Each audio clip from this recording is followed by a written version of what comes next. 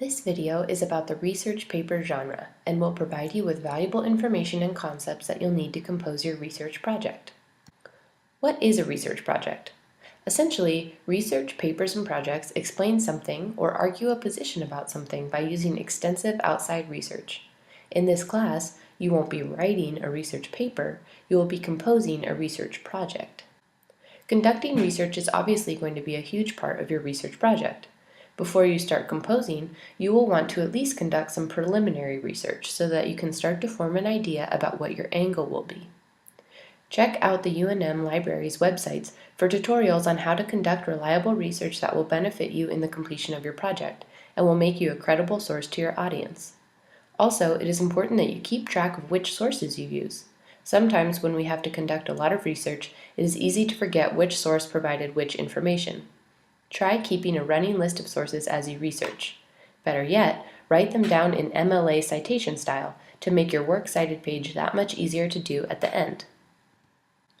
You will want to be sure that you cite each source you use in two places, once in the project itself and once in the works cited page, which will come at the bottom of the assignments page on your Google Sites portfolio.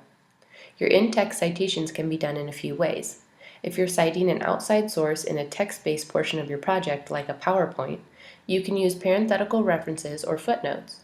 If you're citing an outside source while speaking, you can say something like, according to PBS Frontline, followed by the information that you're citing. Look at the links under the Tutorials tab that can help you with research and the MLA citation style. Once you decide on the topic for your research project, you will need a purpose and an angle. To determine your purpose, read through the prompt for the assignment to find out whether you should simply explain your research or use your research to argue a point. To determine your angle, narrow your topic to something that can be discussed within the length parameters of the assignment. Even though you won't be writing out your research, it is still important to think about the organizational structure of your information. These are two examples of how you might organize the information in your research project, and they can be found in your textbook as well. Examine them carefully and decide which one will work best for your topic, purpose, medium, and audience. This assignment is unique in that you are being asked to choose not only the medium for your multimodal project, but the audience and rhetorical situation as well. Deciding on the audience and rhetorical situation first will help you decide on an appropriate medium and appropriate modes for your project. The audience can be determined by thinking about the people who would be interested in learning about the topic you are researching. If your research topic is aerial pesticide spraying, you might narrow your topic to aerial pesticide spraying in New Mexico.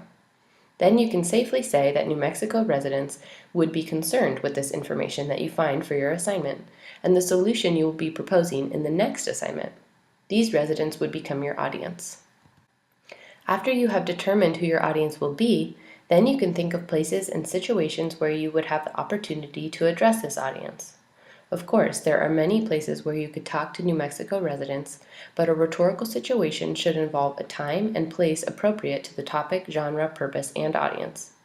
As mentioned in this assignment's prompt, one possible place where concerned New Mexico citizens could be addressed is at a town hall meeting, where people who want to learn about the issues in their community come to hear local activists, politicians, and other citizens speak.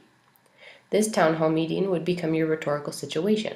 And because there would be various types of New Mexico residents there, like government officials and regular citizens, you will want to make sure that your project appeals to all the people present. Now that you have your audience and the rhetorical situation figured out, you will need to determine which of the multimodal options listed on the prompt will be the most appropriate for presenting your information. Think about a presentation that will make the most sense and be the most rhetorically effective. For my example, an audio or video presentation could be a great idea, since I would be addressing a variety of people at the town hall meeting and would want to appeal to their emotions and sense of logic, which I could do through the modes of music, images, interviews, and graphs. However, I may decide that a brochure is not the best multimodal option to choose because I will be given time to speak at the town hall meeting, and I should use that time to connect with my audience in ways a brochure may not be able to. I understand these choices may be intimidating, but the objective of this kind of composition is to encourage you to develop your rhetorical and critical thinking skills so that you learn to apply them to a variety of genres, audiences, and situations in the future. So if you have questions about the research project genre or the process of making these choices, Try re-watching this video and rereading Chapter 13 and Writing Today. If you have questions about the requirements for this assignment, reread the prompt carefully and thoroughly. Regardless of whether you read the prompt or not, you will be graded on all of the requirements listed within it. If you still need help understanding either the genre or the assignment, you can pose specific questions to the Writer's Lounge. When a lot of other students are experiencing the same confusion, I will be able to address everyone's concerns and focus my explanations in the most beneficial way.